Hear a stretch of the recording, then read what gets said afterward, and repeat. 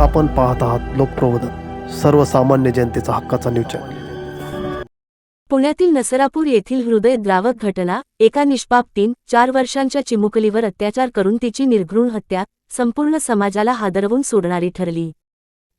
संत महात्म्यांच्या या पवित्र भूमीत अशी अमानुष घटना घडावी, ही गोष्ट माणुसकीला काळिमा फासणारी आहे। या घटनेनंतर परिसरात संतापाची लाट उसळली असून नागरिकांमध्ये तीव्र भावना व्यक्त होत आहेत। या प्रकरणी पुणे पोलीस अधीक्षक संदीप सिंह गिल यांनी पत्रकार परिषद घेऊन तपासाची माहिती दिली। काल नसरापूर या ठिकाणी एक खूप दुर्दैवी आणि दुःखद घटना घडलेली आहे। यामध्ये एक अल्पवयीन 3.5 वर्षाची मुलीवर अत्याचार करण्यात आला आणि त्याची त्यामध्ये हत्या झाली।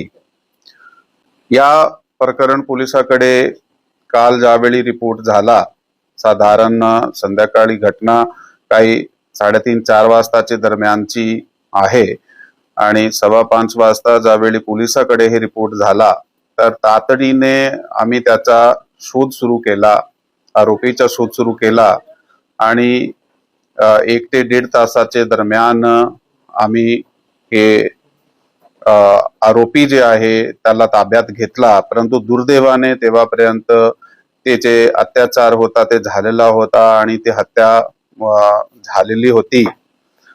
या प्रकरणामध्ये BNS कायद्याप्रमाणे 137(2), 103, 64, 74, 140(1), 140(3), पॉक्सो कलम 468-12 तहत FIR क्रमांक 169/2026 राजगढ़ पुलिस स्टेशन या ठिकाणी लोकप्रबोधन मराठी न्यूज नेटवर्क महाराष्ट्र विभागीय संपादक श्याम जगताप, पुणे।